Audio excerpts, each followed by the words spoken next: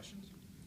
This Tennessee team, I mean, it seems like two comparable teams in a way, but I mean, is it difficult to go in there and get a win against them? Comparable to us? Yeah. Yeah, a little different than us. They're really physical up front. You know, last year they didn't have Mayman. He's back. And when you talk about him and Stokes, that's a heck of a tag team. You know, they're both big, physical kids, skilled. So it's a little different matchup for us as it relates to the physicality that they're going to present up front. And then when you throw Jordan McRae in there, you're talking about two of those guys are seniors and a junior that's played a lot of minutes. Jordan McRae is probably as explosive a scorer from the wing as there is in our league. He's a guy that I really think has a chance to be Player of the Year in the league. They picked up a fifth-year guy. I think he's a fifth-year guy, and Antonio Barton, kid transferred from Memphis, so he's been experienced. He's played in big games before. So they've got a number of different weapons. They've got size off their bench. You know, we had success in there last year simply because we went in and made a bunch of baskets. You know, I think we scored 90-some-odd points. If we could do that again this year, I'd obviously feel better about our chances, but that remains to be seen. What did Florida do to limit them so much offensively? They really struggled shooting the ball, you know, and Florida's probably, I shouldn't say probably, they are the best defensive team in our league, one of the best in the country. They don't lose many in Gator Alley, and the best of the best have been in there and left with their heads down simply because they just take you out of offense and they don't give you second chance opportunities. Tennessee is very, very good off their offensive glass, and so Florida was good in their first shot defense and then limited them getting any second chance opportunities and just kept them out of rhythm all game. How do they compare to defending when you guys play LSU? Different, again, just based on the physical makeup of their team. When you think LSU, I think long and athletic, smaller guards, but their front line with Jordan Mickey and O'Brien and Jarrell Martin are all very long and very athletic, and really inexperienced with two of those kids being freshmen. This group is an experienced lot, and they're big and they're physical. So we have to make sure we buckle that chin strap and understand that there's going to be nothing easy in Knoxville. What could it do for your team's confidence to go to Tennessee and win a game? I think we're a pretty confident group. You know, we've won 4 straight. I think that it's just the next game for us. Obviously, it's a huge opportunity. Anytime you get a chance to play a team that's, I don't know where they are today, but I think they're in the top 50, top 60 in the RPI. We all know how the RPI is balanced. They give you a lot more weight if you can find a way to break through on the road because everybody realizes how difficult that is. I think us and Florida are the only 2 teams in the league with multiple road wins to this point. And, again, that speaks to how difficult it is to go in and win on the road. We'll formulate a game plan, and hopefully our guys, when the moments arise, will raise up, make a play, and that ultimately will decide it. Have you always felt like this team was capable of getting on a little bit of a roll? It just needed a game like LSU against a team that, you know, was a competitive team, a team that would present a challenge to just get going like that? You know, our formula is pretty simple, and you'll hear me saying this all year, that Jarvis has established himself as one of the best guards in the league, and he's playing that way. He's playing with a lot of confidence, and we have a lot of confidence in him, and he's given us leadership that is above and beyond. Marshall's Marshall. Marshall's the only guy in the country that can go 4 for 15 and be the lead story. He's the only guy that can go 2 for 12 and be the MVP of the game. He's a different guy. And his ability to make shots, he made a lot of them in there last year. I'm sure there'll be a lot of attention paid towards him. We've got to do a good job of playing off that.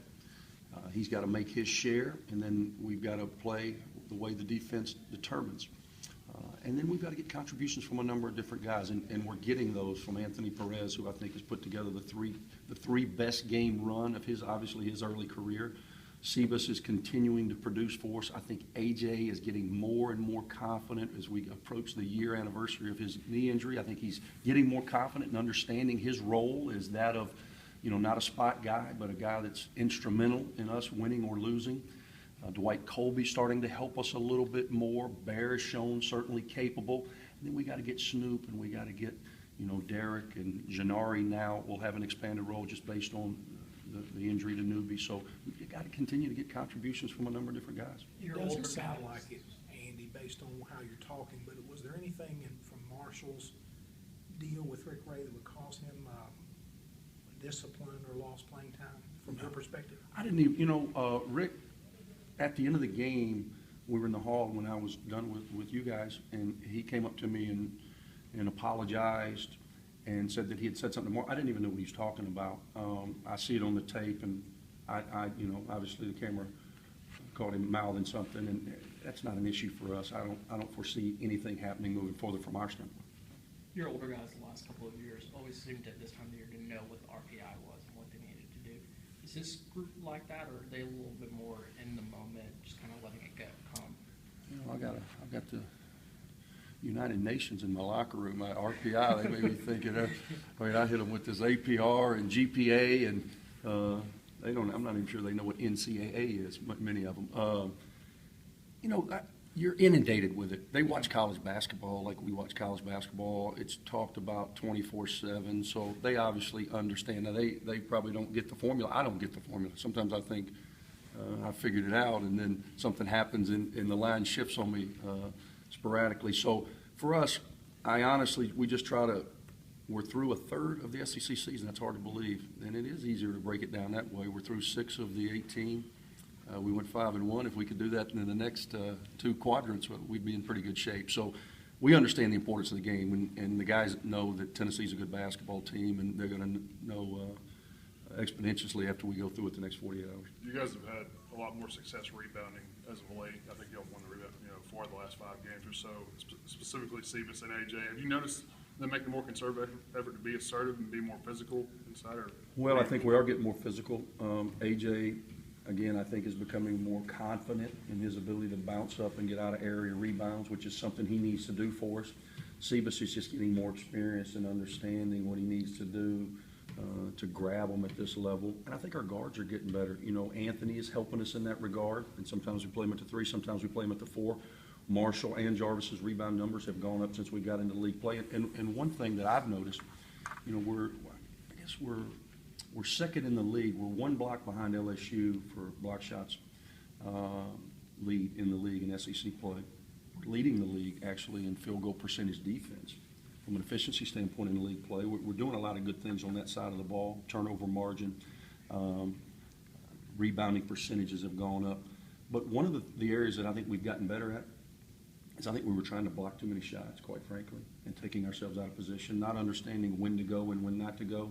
Many times you get blocked shots off the ball, but if it's an off the ball big and he doesn't get it, then you're pretty naked on the other side of the rim, and that's where we were really getting hurt with second shots. And I think our guys are doing a better job of understanding when to go, and then also we've really tried to emphasize guards getting to the level of the ball so that when they do go to block a shot, we've got bodies on the other side. You touched on this a little bit, but Colby, how do his minutes change now with Newby being out? I know they're different players, but I'm wondering if you try to get more out of him. I'm trying to get more out of him because I think he gives us an athleticism and a big physical body who's probably more similar to Reggie from his ability to block a shot than even AJ. Even though AJ blocks a lot of shots, Colby gives us more of that Reggie basket protector. And so I'm trying to get him to go, but, you know, it's a freshman, and, you know, these are high-level games, and I'm not quite as patient at game time as I am right now, Perry. With Maimon Stokes, you guys did as a kind of a measuring stick for the front court. Pardon? You kind of see it as a measuring stick with Stokes and Maimon for the front court guys. Well, we know that's going to be a challenge. They're 2 of the best in the league, and they're going to certainly present some issues for us. I think, you know, we've through 6 games, we kind of know who we are, and we've just got to do a better job of being disciplined and playing to our strengths. Any more questions? Thanks, Coach. Thanks.